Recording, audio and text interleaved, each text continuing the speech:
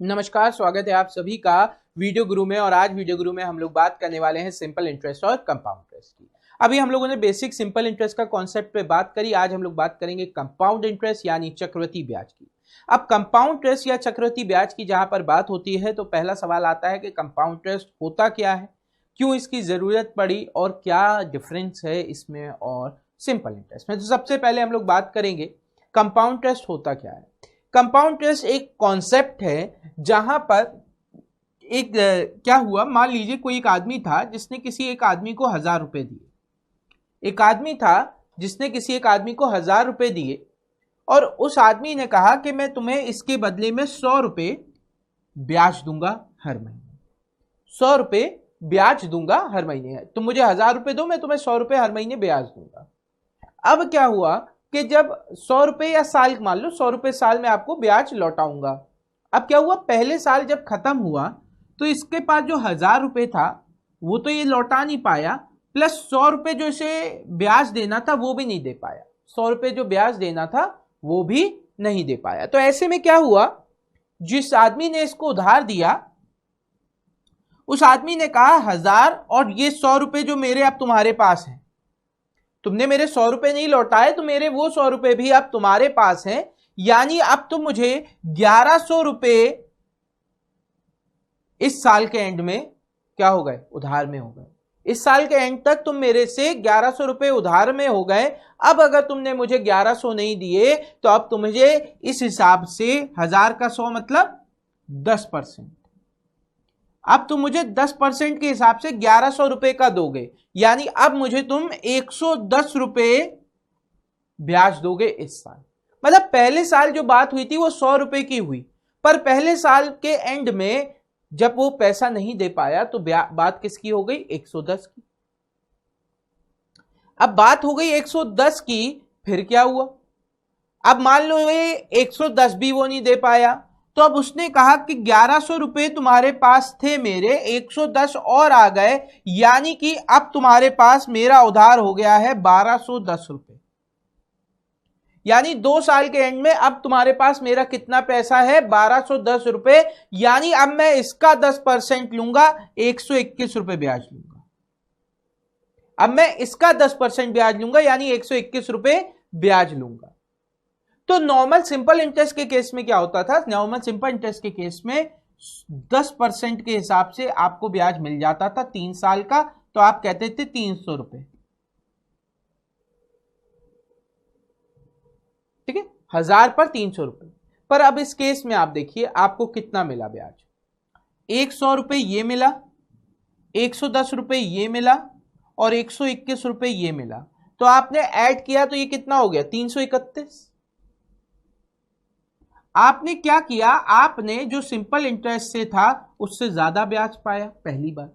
तो जो ये ब्याज है वो जो आपका पैसा दे रहा है उसके लिए बेनिफिशियल होता है, क्योंकि इसमें ज्यादा पैसा मिल जाता है। दूसरी बात, यहां पे लॉजिक क्या चला कि हर साल के एंड का जो प्रिंसिपल होगा, अमाउंट होगा, वो नेक्स्ट ईयर का प्रिंसिपल का काम करेगा। मतलब फर्स्ट ईयर के एंड में जो अमाउंट बन रहा है वो सेकेंड ईयर का प्रिंसिपल का काम कर रहा है। ये दो चीजें हमें समझ में आए।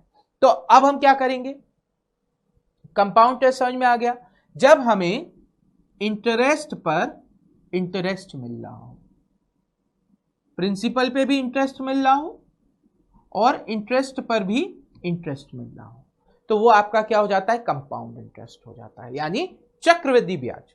पुराने जमाने में कहते थे ना, लाला मुनीम ये पैसा देते थे, मूल का मूल रह जाता था, आदमी ब्याज चुकाता रह जाता था, पर ब्याज खत्म नहीं होता था। तो ये लोग क्या करते थे, ये लोग चक्रवृद्धि ब्याज चलाते थे। ये लोग क्या करते थे, चक्रवृद्धि ब्याज चलाते थे। अब उसमें क्या होता था, आदमी ब्याज भी उन्हें लौटा रहा होता था पर वो ब्याज पर ब्याज ले रहे होते थे। इस वजह से वो क्या हो जाता था, पैसा चुका ही नहीं पाते थे।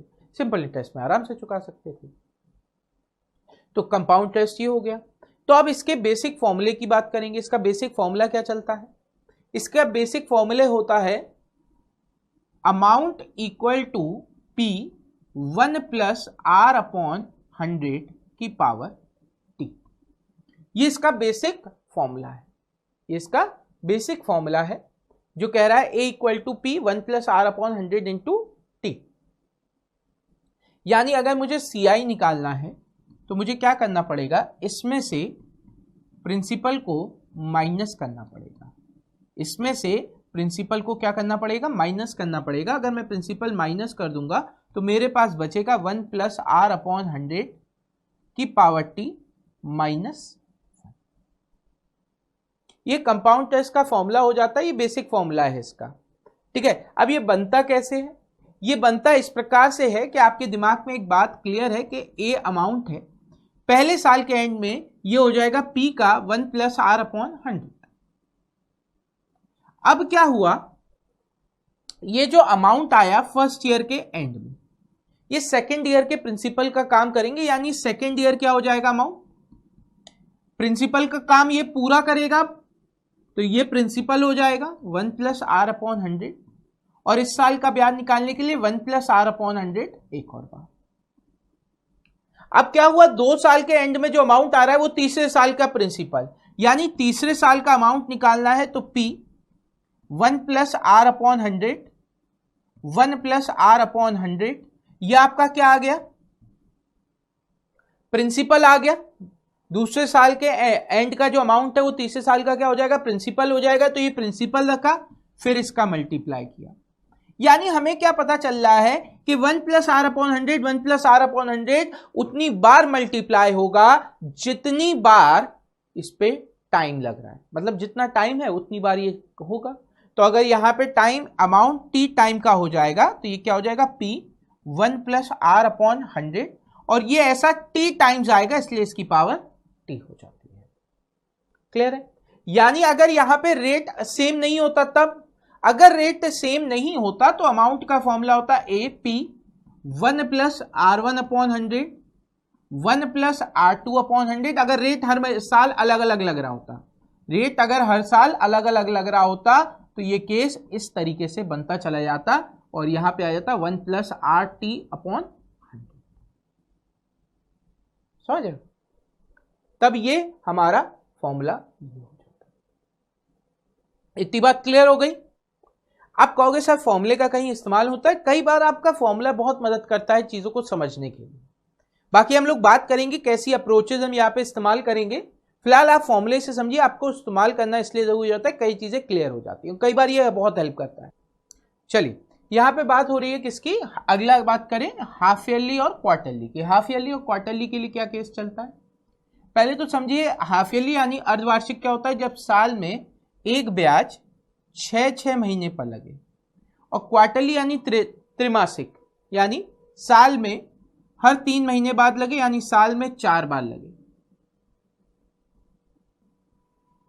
मतलब 3 महीने बाद 3 महीने बाद 3 महीने बाद ऐसा लगे, तो यह हाफ ईयरली, ये क्वार्टरली। अब होता क्या है इसमें, हाफ ईयरली में वो क्या कहता है कि अगर कोई व्यक्ति है जिसने आपको 10,000 रुपए दिए, क्या किए, 10,000 रुपए दिए, इसने आपसे कहा कि मैं 10% ब्याज देना चाहता हूं आपको, आपने कहा यार 10% कम है, कुछ तो ज्यादा दो, 10% तो सभी दे रहे हैं, फिर मैं आपको क्यों दूं।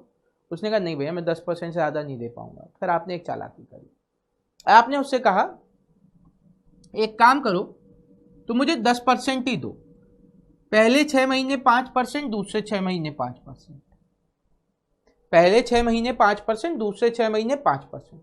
उसने कहा ठीक है, उसे लगा 5% कितना हो जाता है, 10%। लेकिन यहां पे वो क्या खेल गया, उसने 10,000 का 5% लिया पहले 6 महीने, 10,000 का 5% लिया पहले महीने, तो उसे कितना ब्याज मिला भैया, 500 रुपए। उसने कहा 500 रुपए ब्याज ही मिल गया। अब अगले 6 महीने के लिए उसने क्या किया, इस 10,000 का 500% फिर लिया, और इस 500 का भी 5% लिया, इस 500 का भी 5% लिया, यानी 25 रुपए। अगर 10,000 के 10% की बात करते तो हमें कितना मिलना चाहिए था, 1,000 रुपए ब्याज मिलना चाहिए था, लेकिन यहां पे कितना मिल रहा है, 1,025 पा लिया मैंने ज्यादा, मैंने 25 रुपए ज्यादा पा लिए। तो यहां पे इस तरीके से क्या होता है, जब आप हाफ ईयरली लगाते हैं तो हर 6 महीने पे आपको ब्याज मिलता है, और फिर उस ब्याज पर भी ब्याज मिलता है, तो हाफ ईयरली लगाने का फायदा। क्वार्टरली, जैसे बैंक कहता है ना हम आपको क्वार्टरली ब्याज दे रहे हैं, अब क्वार्टरली ब्याज का मतलब क्या हुआ, मान लो यही कंडीशन है, 10,000 रुपए 10%, पर इस बार उसने और चालाकी कर दी, कहा मैं 2.5% लूंगा। तो कितना लूंगा? 2.5% लूंगा। तो अब 2.5% में एक साल में कितनी बार लग गया? 4 बार। एक साल में 4 बार लग गया तो 10,000 का 2.5% कितना हो जाएगा? 250। फिर इस 250 और मिलेगा, और 250 का फिर 2.5% मिलेगा, फिर 250 का 2.5% मिलेगा, और ये कितना हो जाएगा? मेरे ख्याल से 6.25। ये आपको कितना हो जाएगा? 6.25। निकालो। 250 का 2.5%, पॉइंट हटा, 0 कैंसिल, 25 25 625, और 100 था तो 6.25 हो गया। फिर आपको अगले साल फिर मिलेगा ऐसे ही 250, 6.25, 6.25, और इस 6.25 का भी 2.5%। ठीक है, यहां पे कुछ वैल्यू आ गई, मैं अभी इसको कैलकुलेट नहीं कर रहा, पर आप बात समझिए कि आप देखिए हर बार ये आपको कुछ एक्स्ट्रा पैसा देता जा रहा है, यानी ये जितनी बार लगेगा आपके ब्याज पर ब्याज मिलेगा, तो एक्चुअल टोटल से आपका ये कुछ ज्यादा ही आएगा। इसीलिए हाफ ईयरली और क्वार्टरली का हम इस्तेमाल करते हैं। अच्छा, इसके अलावा किसका इस्तेमाल करते हैं? यहां पर एक और कंडीशन आती है, जब ईयर आपका फ्रैक्शन में हो जाए, टाइम जो है वो फ्रैक्शन में आ जाए। फ्रैक्शन में कैसे आ जाता है? कई बार आप पूरे समय के लिए नहीं लगाते, आप कहते हो मैंने 6 महीने के लिए लगाया, 4 महीने के लिए लगाया, 3 महीने के लिए लगाया, ऐसे लगाया। तो मान लीजिए किसी आदमी ने 2 साल और 1/5 समय के लिए लगाया, मैं एक एग्जाम्पल ले रहा हूं, 2 साल 1/5 महीने के लिए लगाया, तब कंडीशन क्या होगी? तो अब देखिए यहां पे अगर मैं इसको नॉर्मली चलाऊं, अमाउंट का फॉर्मूला अगर मैं बेसिक वाला लेता तो P का 1 + R/100 मिलता है इस समय। फिर ये आपका क्या हो जाता? अमाउंट, यानी ये प्रिंसिपल का काम करेगा, तो अब अगले साल क्या हो जाएगा? 1 + R/100 हो जाता। उसके अगले साल क्या होता है? ये प्रिंसिपल है, अमाउंट निकालेंगे तो क्या करेंगे? 1 + R/100 और T का मल्टीप्लाई, क्योंकि यहां पे T 1 ईयर नहीं है, हमने SI में पढ़ा था, फॉर्मूला होता है P 1 + R/RT/100। अभी तक क्या हो रहा था? T हमेशा 1 साल की बात हो रही थी तो 1 चल रहा था। अब यहां पे T क्या हो गया? 1 साल ना होके फ्रैक्शन में हो गया। T 1 साल ना होके क्या हो गया? फ्रैक्शन में हो गया। तो अब यहां पे ऐसी कंडीशन में हम क्या करते हैं? T का मल्टीप्लाई कर देते हैं, यानी फॉर्मूला अब क्या हो जाएगा? Principal equal to amount equal to principal 1 + R/100, जो 2 साल था वो 2 साल ऐसे 1 + R/100 इंटू 1/5। ठीक है, यानी अगर कहीं आपका टाइम ऐसे दे रखा हो ए होल x/y, ए होल x/y, तो ये फॉर्मूला क्या हो जाएगा? P 1 + R/100 की पावर T, और इसमें 1 + R/100, और इसमें 1 x/y का मल्टीप्लाई। ये कुछ इस तरीके से फॉर्मूला हो जाएगा। अब बात करते हैं इसकी अप्रोचेस की। कंपाउंड इंटरेस्ट एक ऐसा चैप्टर है जिसमें बहुत सारी अप्रोचेस आपकी लग जाती हैं, और मैं आपको सारी अप्रोचेस बताऊंगा, क्योंकि इसमें खेल क्या है कि एक पर्टिकुलर अप्रोच से अगर आप जाते हैं तो कुछ सवाल कॉम्प्लिकेटेड हो जाते हैं, लेकिन जब आप कई अप्रोचेस इसकी तैयार रखते हैं तो कोई भी सवाल आता है तो आप बड़ी आसानी से कर लेते हैं। तो पहली कंडीशन आप याद रखिए, इसकी लिमिटेशंस भी हैं लेकिन इसके फायदे भी हैं। क्या? पहली कंडीशन याद रखिए कि अगर CI को मुझे प्रतिशत में बताना है, SI को जब मुझे प्रतिशत में बताना होता है तो मैं क्या करता हूं? SI को अगर मुझे प्रतिशत में बताना होता है तो मैं R × T कर देता हूं, मैं सीधे सीधे R × T कर देता हूं अगर SI को मुझे प्रतिशत में बताना है। पर यहां पे अगर मुझे CI को बताना है तो मैं नहीं कर सकता, क्योंकि यहां पे इंटरेस्ट पर इंटरेस्ट मिलता है। तो ऐसी जगह हम नेट परसेंट चेंज के फॉर्मूले का इस्तेमाल करते हैं। तो नेट परसेंट चेंज का फॉर्मूला क्या होता है? पहले एक बार R से बढ़ा, फिर जो वैल्यू है वो R से बढ़ी, पहले R से बढ़ी फिर R से बढ़ी, तो R + R + R × R/100। तो ये कंडीशन क्या आ जाती है? 2R + R² तो CI परसेंट में 2 साल के लिए अगर मुझे निकालना है, 2 साल के लिए मुझे निकालना है, तो 2r plus R square upon 100 कर दूंगा। 2r plus R square upon 100 का मतलब क्या हो गया कि अगर मैं आपसे कहता हूं 10%, तो आपके दिमाग में क्या आता है, अगर 10% है तो 2 साल में ये कितना ब्याज हो जाएगा, 2 इंटू 10 प्लस 10 का स्क्वायर बटे 100, 21%। यानी कोई भी धनराशि अगर 10% पर ब्याज दी जाएगी कंपाउंड इंटरेस्ट में, तो 2 साल में 21% ब्याज देगी। 2 साल में कितना परसेंट ब्याज देगी, 21% ब्याज। तो अब देखो, इसको याद रखने का तरीका बहुत आसान है, बहुत हेल्प करता है कि अगर 1% की बात हो रही हो तो आप क्या करो, 1 का डबल करो 2, पॉइंट लगाओ, 1 का स्क्वायर 2 डिजिट में रख दो, 1 का स्क्वायर 2 डिजिट में रख दो। 2% की बात हो रही होगी तो आप क्या करोगे, 2 का दुगना 4, पॉइंट 4 का स्क्वायर 4।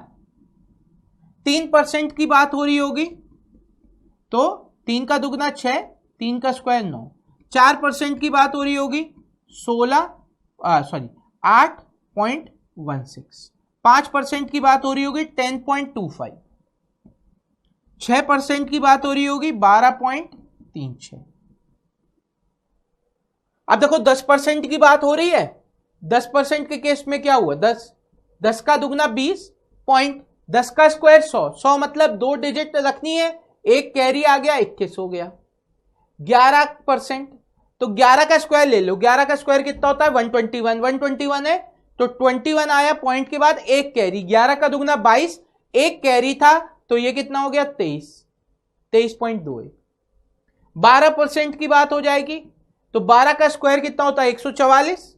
144 हुआ तो 44 पॉइंट, एक कैरी, 12 का दुगना 24, एक कैरी था 25, तो ये हो गया 25.44।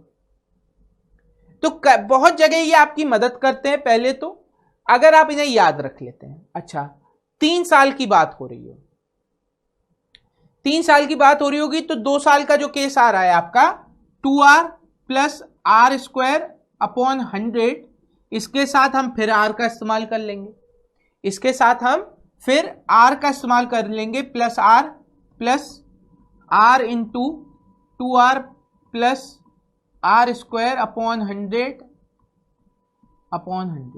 इस तरीके से। तो जब आप इस कंडीशन को बनाएंगे तो CI का परसेंटेज 3 साल के लिए आ जाएगा। ठीक है, CI का परसेंटेज का फॉर्मूला आ जाएगा 3 साल के लिए, 3r plus 3r square upon 100 plus r cube upon 10,000 plus r cube upon 10,000। ये 3 साल का फॉर्मूला आ जाएगा। अब देखो 3 साल का अगर ये फॉर्मूला आ गया तो अब हम कितनी आसानी से इसे कर सकते हैं। 3r plus 3r square plus r cube upon 10,000। अब देखिए इसको अगर मैं करने जाता हूं तो यहां पे अगर मैं r की वैल्यू 10 ले लूं, r की वैल्यू 10 ले लूं तो ये कितना हो जाएगा 30 प्लस ये कितना हो जाएगा 100 का स्क्वायर 100 से कैंसिल 3 प्लस 10 का क्यूब तो ये आपका 0.1 आ जाएगा। 3 0 से 3 0 कैंसिल, एक बचेगा तो 0.1। तो आप देखिए ये आपका आ गया 33.1%। अभी हमने देखा था, देखो एक चीज, हम 1000 रुपए ले रहे थे, ये 1331 हो जा रहा था। अगर देखो ये इसका कितना परसेंट आ रहा है ब्याज इसमें, तो 331 अपॉन 1000 इंटू 100, तो देखिए 33.1 आ रहा था, यही यहां से आ रहा है। तो इस तरीके से आप इन फॉर्मूले का इस्तेमाल करके बड़ी आसानी से सॉल्व कर सकते हो। ये 2 और 3 साल का रहता है, आपको 4 साल का निकालना चाहो निकाल सकते हो, पर कॉम्प्लिकेटेड हो जाएगा। तो 2 और 3 साल की एक अप्रोच हो गई। दूसरी अप्रोच की बात करते हैं। दूसरी अप्रोच को हम लोग लाइन मेथड कहते हैं। अब इस लाइन मेथड की एक शॉर्ट ट्रिक होती है, मैं आपको बताऊंगा, पर वो कहां लगती है वो भी बताऊंगा। तो पहले हम लोग इसका इस्तेमाल करना सीखते हैं कि मान लीजिए अगर आपको प्रिंसिपल दिया गया है 10,000, मान लीजिए आपको प्रिंसिपल अगर दिया गया है 10,000 और आपसे कहा जा रहा है 3 साल के लिए ये दिया जा रहा है। आपको ये कितने साल के लिए दिया जा रहा है, 3 साल के लिए दिया जा रहा है। प्रिंसिपल अगर 10,000 दिया गया है, 3 साल के लिए दिया गया है, तब आपके दिमाग में क्या आता है कि कितने परसेंट पर दिया गया। तो मैंने कहा मान लो ये 10% पर दिया गया। इजी वैल्यूज के साथ, देखो एग्जाम्पल हमेशा इजी वैल्यूज के साथ सेट करने चाहिए ताकि वो आपको क्लियर रहे, आप कैलकुलेट कर सकें। ठीक है, और वही कॉन्सेप्ट फिर आप हमेशा कोई भी चीज को समझने के लिए पहले हमेशा कोशिश करो उसको सीधे और सिंपल तरीके से करो। ठीक है, हर सवाल को अगर आप ब्रेक डाउन करो और छोटी कंडीशन पे लेके जाओ, जब बड़े में करोगे वो अपने आप आसान हो जाएगी। ठीक है, तो अगर मैं प्रिंसिपल 10,000 3 साल 10% की बात करूं तो अब क्या हो जाए, 10,000 का 10% आपको पता है पहले साल 1,000 रुपए ब्याज देगा फर्स्ट ईयर आपको क्या आया 1,000 रुपए ब्याज। अब सेकेंड ईयर की बात करें, सेकेंड ईयर में क्या हो जाएगा, सेकेंड ईयर में आपके दिमाग में आएगा 10,000 का कुछ परसेंट मिलेगा, 10,000 का 10% 1,000 मिलेगा, और अब इस 1,000 पर भी ब्याज मिलेगा, अब इस 1,000 पर भी ब्याज मिलना शुरू हो जाएगा।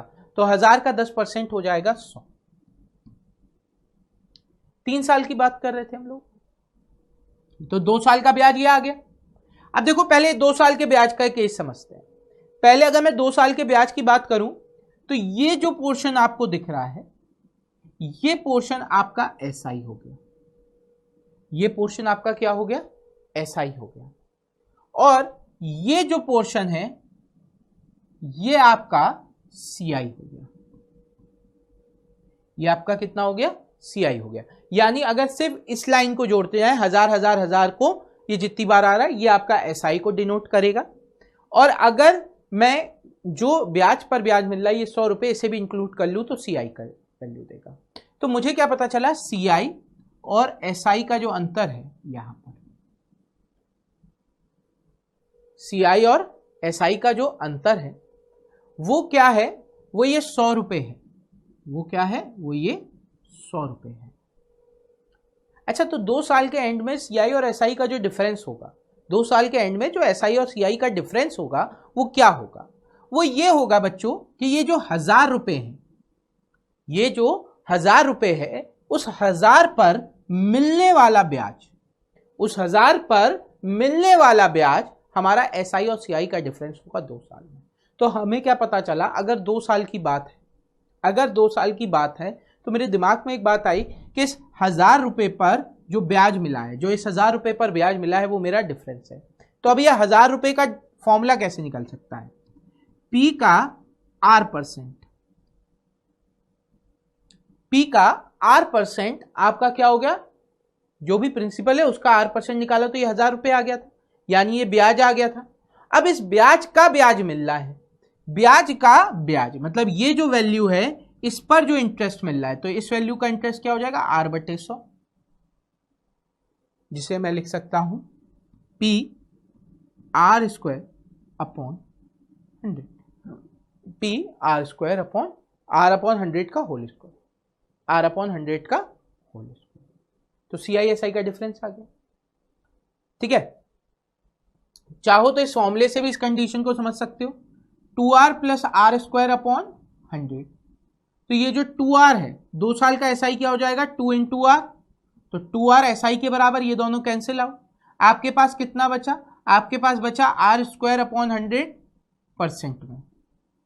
तो वैल्यू निकालने के लिए आप क्या कहोगे, प्रिंसिपल का R² अपॉन 100%, परसेंट का साइन हटा, नीचे 100 और आ गया, तो आपने से रखा P R अपॉन 100 का स्क्वायर। ठीक है, हाँ, तो हम लोग अभी बात क्या कर रहे थे कि 10,000 रुपए पर 10% से 3 साल का ब्याज, 10,000 रुपए पर 10% से 3 साल का ब्याज। तो आपके दिमाग में क्या बात आई, 10,000 पे 10% से 3 साल का ब्याज हम कैसे निकाल रहे थे, 1,000, इस 1,000 पर मिलने वाला ब्याज 100 पहले साल, दूसरा साल, तीसरे साल, फिर 1,000, फिर इस 1,000 पर मिलने वाला ब्याज 100, इस 1,000 पर मिलने वाला ब्याज 100, अब इस 100 पर मिलने वाला ब्याज 10। तो आपको क्या पता चला, ये जो 1,000 आ रहा है वो आपका SI हो गया, इतना पोर्शन आपका SI और CI का डिफरेंस, पूरा CI है, इतना 1,000 SI है, तो ये बचा हुआ आपका क्या हो जाएगा CI और SI का डिफरेंस। ठीक है, अब इसका फॉर्मूला क्या होता है, इसका फॉर्मूला आपका हो जाता है CI और SI का डिफरेंस जो है वो हो जाएगा P आर अपॉन 100 का whole square plus 300 plus R upon 100। Actually क्या हो जाएगा, आप देखिए ये जो वैल्यू अंदर मल्टीप्लाई हो रही है उसका रीजन क्या है कि पहले तो ब्याज पर ब्याज 3 बार आएगा और फिर उस ब्याज पर भी एक बार ब्याज आएगा, उस ब्याज पर भी एक बार ब्याज आएगा, इसलिए सिंगल बार आर और ये 3 बार। क्यों? क्योंकि और देखिए आर अपॉन 100 का स्क्वायर बाहर आ गया तो ये आर अपॉन 100 बचता है, इसलिए जब आप उसे सॉल्व करोगे तो ये इस तरीके से आ जाएगा। या आप ऐसे कह सकते हो, ये फॉर्मूला इस तरीके से बन रहा होगा कि पी आर अपॉन 100 इसका 3 बार मिलेगा, ठीक है, इस पर 3 बार मिलेगा, प्लस पी आर अपॉन 100 इसका भी एक बार ब्याज मिलेगा, इसका भी एक बार ब्याज मिलेगा। तो P अपॉन आर अपॉन 100 का स्क्वायर, आर अपॉन 100 का स्क्वायर कॉमन लोगे तो यहां पे बचेगा 3 प्लस यहां पे बचेगा आर अपॉन 100। जब आप इसे सॉल्व करोगे तो ये हो जाएगा P आर अपॉन 100 का स्क्वायर ब्रैकेट में 300 प्लस आर बटे 100। इस तरीके से ये फॉर्मूला बनेगा, ठीक है। अच्छा, तो अभी मैं आपसे कह रहा था कि यहां पर अगर आप इस ट्रिक को फॉलो करते हो तो इसकी भी एक ट्रिक होती है। वो ट्रिक कब लगती है? जब आपका एनुअली बात हो रही हो या आप उसको सालाना तरीके से कैलकुलेट कर सके, इजीली आप इसे निकाल सकते हैं, उसमें कोई फ्रैक्शन वैक्शन वाला पार्ट ना आए तो बहुत आसानी से निकल सकता है। क्या 11 का स्क्वायर याद है? 11 का ऐसे याद रखना, 11 की पावर 1 जब 1 साल की बात हो रही है तो 11 की पावर 2 जब कितने साल की बात हो रही हो? 2। 11 की पावर 3 जब बात हो रही हो 3 साल की। 11 की पावर 4 जब बात हो रही हो आपकी 4 साल। अब देखो 5 के केस में क्या है, यहां पे एक आपका होता है न्यूटन पास्कल्स ट्राइंगल होता है जो कुछ इस प्रकार से बनता है, ये उसको फॉलो करता है, ठीक है। वो क्या कहता है, अपने आगे बगल वाली वैल्यूज को, जैसे ये ऐसे आया 1 + 1 2 ये आ गया, फिर इस तरीके से तो ये आपका आ जाएगा 1 3 1 3 3 1 इस तरीके से, तो ये आपका आएगा 1 4 6 4 1, फिर ये आपका हो जाएगा 1 ऐसे करते हैं इधर से 1 4 1 5 6 4 10 6 4 10 5, ये इस तरीके से चलता है। तो आपकी क्या होता है, अगर आप नॉर्मली फॉर्मूले में रखते तो ये 10 का एक आगे आ जाता है, पर यहां पे आगे नहीं आता। ये आपका कंडीशन, यानी अगर 5 साल की बात हो रही होगी तो 11 की पावर 5 ये इस तरीके से चल रहा है, 1 इस पर 4 इस पर 6 4 10 6 4 10 4 1 5 और 1, ये इस तरीके से चलेगा, यानी इतनी बार। अब ये इस्तेमाल कैसे करते हैं उसकी बात करते हैं। 1 साल की बात हो रही है तो 11 की पावर 1, 11 की पावर 1 का मतलब क्या हुआ 1 11, तो अगर आप 1 इंटू प्रिंसिपल कर दो, 1 इंटू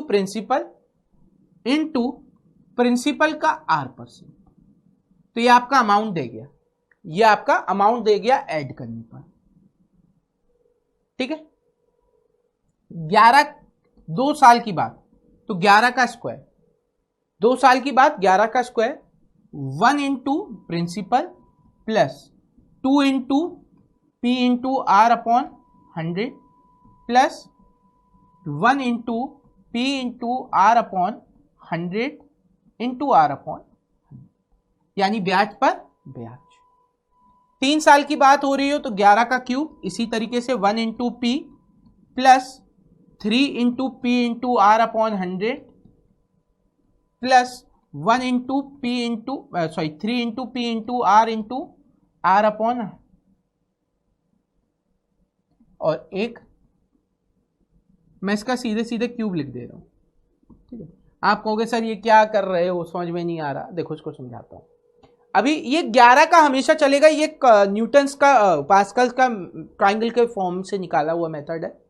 यहां पे चलता है कैसे आप समझो, प्रिंसिपल अगर 10,000 रुपए है, 10% पर 3 साल की बात हो रही है, हम 3 साल या 4 साल इस पे ज्यादा लो, 5 साल में आप कंफ्यूज हो जाओगे और 5 साल तक आता भी नहीं, यूजुअली 2-3 साल तक का ही आता है।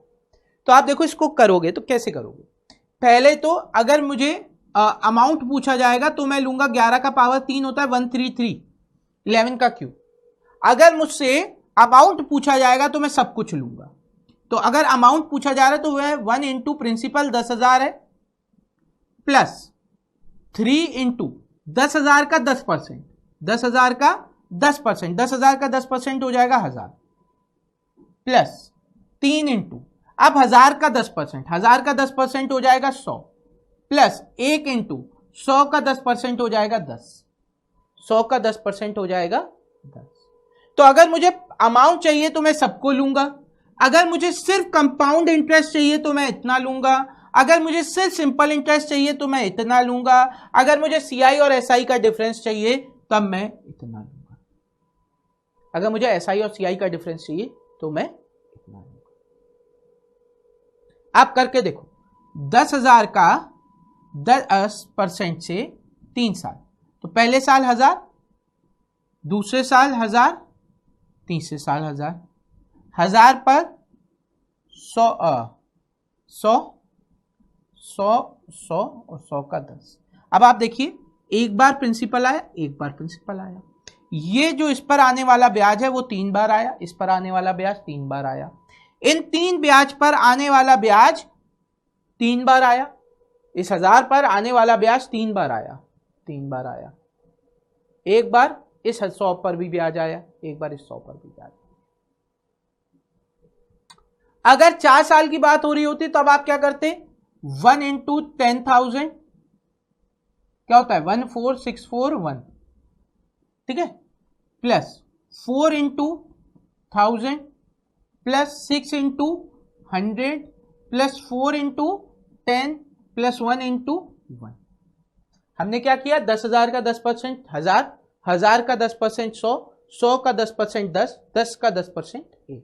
आप करके देखो, 10,000 का 10% से 4 साल का ब्याज, 10,000 का 10% से 4 साल का ब्याज, तो ये कितना हो गया 1000, 1000, 1000, 1000 4 बार, फिर इस 1000 पर 100, फिर इस 1000 पर 100 और इस दूसरे वाले 1000 पर 100, ठीक है, और इस 100 पर 10, ठीक है, फिर इधर आ गए 1000, 100, 1000, 100, इस 1000 पर 100, इस 100 पर 10, इस वाले 100 पर 10, इस वाले 100 पर 10 और इस 10 पर 1। तो आप देखो 1000 कितनी बार आया है 4 बार, 100 कितनी बार आया है 6 बार, 10 कितनी बार आया है 4 बार, 1 कितनी बार आया है 1 बार, ठीक है।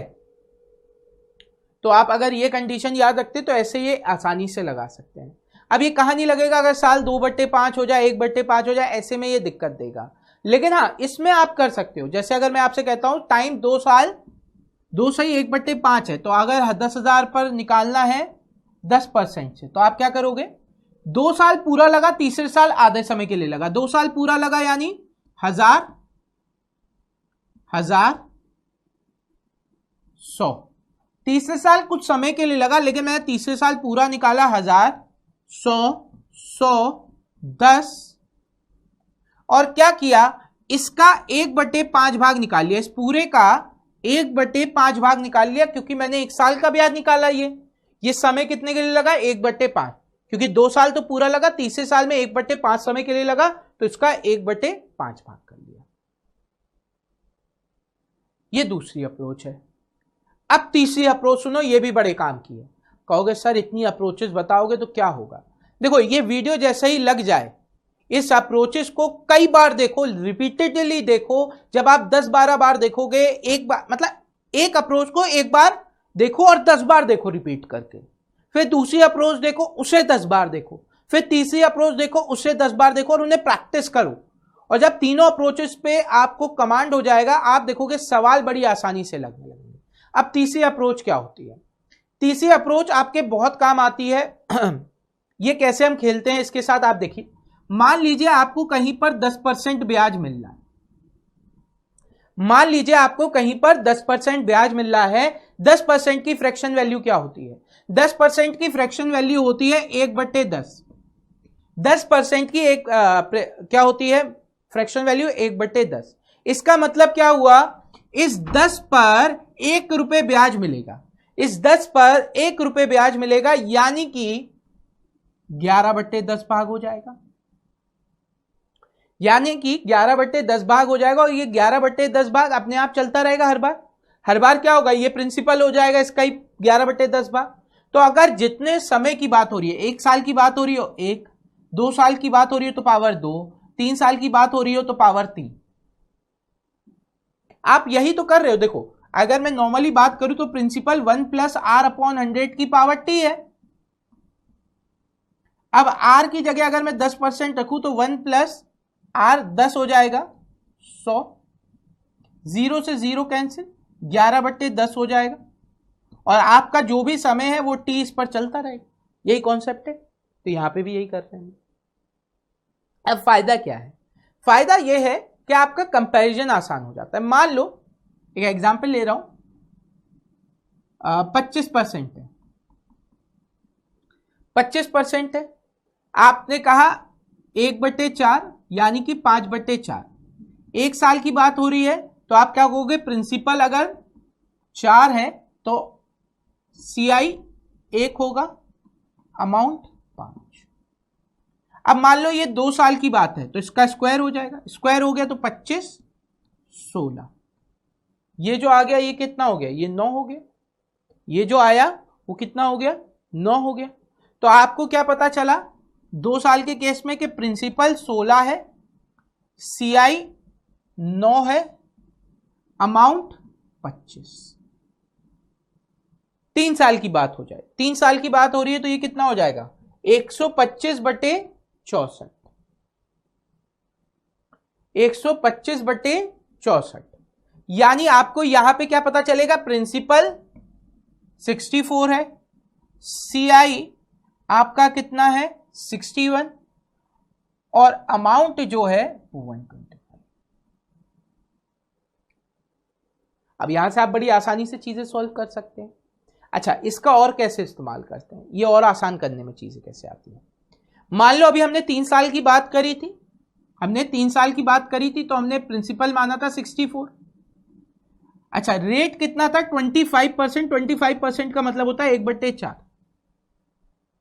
25% का मतलब क्या होता है? 1/4। तो अगर ये 64 है, इसका 1/4 से मैं 3 साल का ब्याज निकाल के देख रहा हूं, ठीक है? तो 64 है, आपको पता चला इसका 1/4 भाग हो जाएगा 16, इसका 1/4 भाग हो जाएगा 16, इसका 1/4 भाग हो जाएगा 16, 3 बार लगेगा। 16 का 1/4 भाग हो जाएगा 4, 16 का 1/4 भाग हो जाएगा 4, फिर 16 का 1/4 भाग हो जाएगा 4, और फिर 4 का 1/4 भाग हो जाएगा 1। ठीक, तो अब आपको क्या पता चला?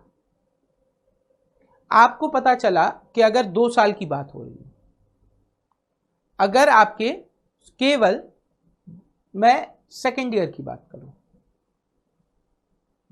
या अभी थर्ड ईयर की बात करते हैं, अभी थर्ड ईयर से ही समझते हैं, सेकेंड ईयर को भी बाद में देखते हैं, वरना मैं आपसे कह रहा था उसको मान लेते हैं। लेकिन अभी आप इसको देखिए, अगर मैं आपसे किसकी बात कर रहा हूं? 3 साल की। तो 3 साल के केस में क्या हो जाएगा? ये आपका SICI का डिफरेंस। SICI का डिफरेंस फिर आपने कैसे निकाला? 3 साल के SICI का डिफरेंस आपने बड़ी आसानी से निकाला। आपने कहा ये जो नीचे वाला प्रिंसिपल था इसका मैं क्या करूंगा? 3 गुना, इसका मैं 3 गुना करूंगा और इसमें +1 जोड़ दूंगा। इसमें क्या करूंगा? +1 जोड़ दूंगा। लेकिन ये कंडीशन आपकी बेटा वहीं पे काम आएगी जहां पे आपकी वैल्यू, फ्रैक्शन वैल्यू ऐसी आ जाए 1/1, 1/2, 1/3, 1/4, 1/5, 1/6, 1/7, यानी ऊपर 1 चलना, न्यूमरेटर 1। ऐसी जगह पर ये आप काम कर पाएंगे, वरना नहीं कर पाएगी। जहां पे अगर मान लो अगर आ रहा होता 2/5 तो वहां पे ये काम नहीं कर पाएगा। क्यों नहीं कर पाएगा? क्योंकि अगर 2/5 होता तो वो 2 मल्टीप्लाई होते हुए चला जाता और ये वैल्यूज बदल देता। यानी इसकी लिमिटेशन क्या है कि ये उन्हीं फ्रैक्शन वैल्यूज पर काम करता है जिनके ऊपर 1 आ रहा हो, जिनके ऊपर 1 आ रहा हो। अगर 1 नहीं आ रहा तो काम नहीं करेगा।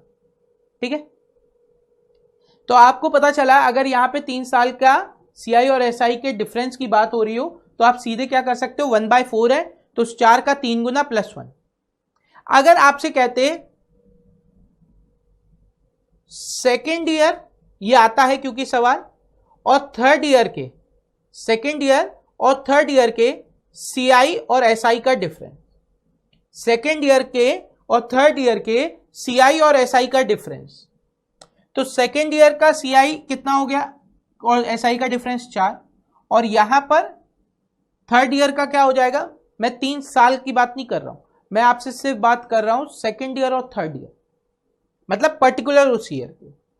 तो यहां पे आप देखिए ये 4 है, यहां पे 4 4 1 है, तो अगर मैं इनके डिफरेंस की बात करूं तो ये खत्म हो जाएगा, ये आपस में -4 इस तरीके से कैंसिल हो जाएगा, ये आपस में एक बार कैंसिल हो गया, आपके पास क्या बचा, 1 और 4 बचा। तो आप सीधे सीधे क्या कह सकते हो, अगर 1/4 है और ये कंडीशन आ रही है दूसरे साल और तीसरे साल के CI और SI का डिफरेंस, आप सीधे 4 + 1 5 बता सकते हो, आप सीधे 4 + 1 5 बता सकते हो। ये बहुत यूजफुल रहेगा, आप देखेंगे ये जो अप्रोच है ये आपकी बहुत यूजफुल रहेगी अगर आप बात करेंगे आने वाले कॉन्सेप्ट्स की, आने वाले सवालों की, ठीक है। तो आप कहोगे सर आज बहुत सारी अप्रोचेस बता दी, अब कितना याद रहेगा, ये याद कर लो, ये याद कर लो, जितना आप याद करोगे उतना आपके लिए बेनिफिशियल रहेगा। एक सवाल हम आपको करा दे रहे हैं ताकि आपको ये चीजें क्लियर हो जाए और फिर बाकी सब चीजें अपन लोग आने वाली क्लासेस में रखेंगे, ठीक है। यहां पे क्या लिखा है, if P = 2000 R = 5% per annum 2 years find the compound interest.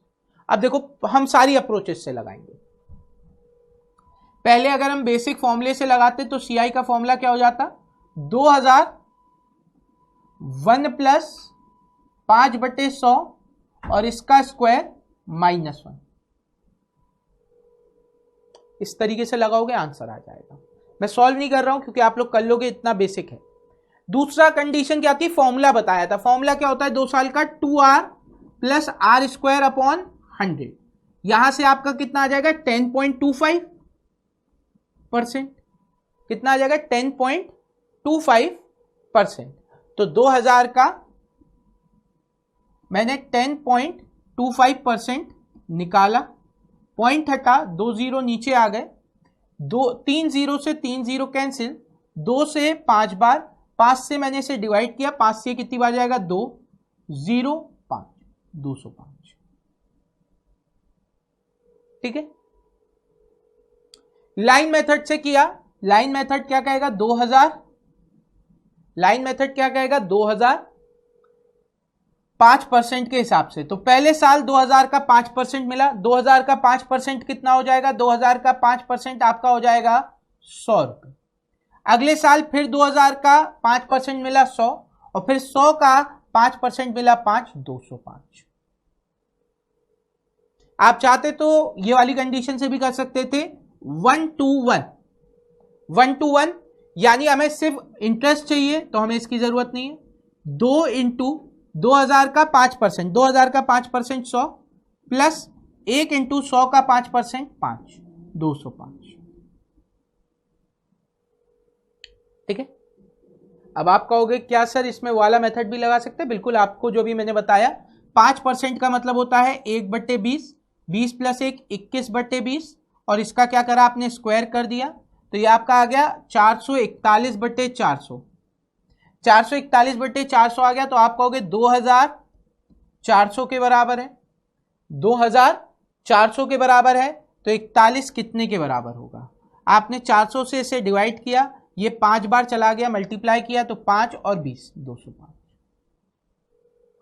आप कोई भी अप्रोच लगाओ आंसर वही आएगा, आप कोई भी अप्रोच लगाओ आंसर वही आएगा, जो आपको इजीएस्ट लगे वो करो। अभी इस सवाल में अगर कोई मुझसे इजीएस्ट पूछता तो मैं कहता मेरे को 2 और 2 1 वाला केस आसान लगेगा, कौन सा 1 to 1, 2000 2 × 10% 5% 100 प्लस 1 × 5% 205, सबसे इजी मुझे यहां पे ये लगा। तो ऐसा कोई भी मेथड आप जो चाहे सीख सब लो, एक को कमांड करके रखो जो सब जगह अप्लाई हो जाए, और बाकी जहां जहां जैसे जैसे जिनकी जरूरत पड़े उनका इस्तेमाल किया जाए। क्लियर है? चलिए, तो आज के सेशन को बस इतना ही रखते हैं। उम्मीद करते हैं आज के सेशन में जो हमने आपको कॉन्सेप्ट बताया, जो ट्रिक्स बताई, जो अप्रोच बताई, वो आपको पसंद आई होंगी। अगर पसंद आई है, कुछ यूनिक लगा है, तो वीडियो गुरु के बारे में अपने दोस्तों से जरूर शेयर करें। पर अभी के लिए हमें दीजिए इजाजत। Thank you everyone, have a great day and enjoy yourself.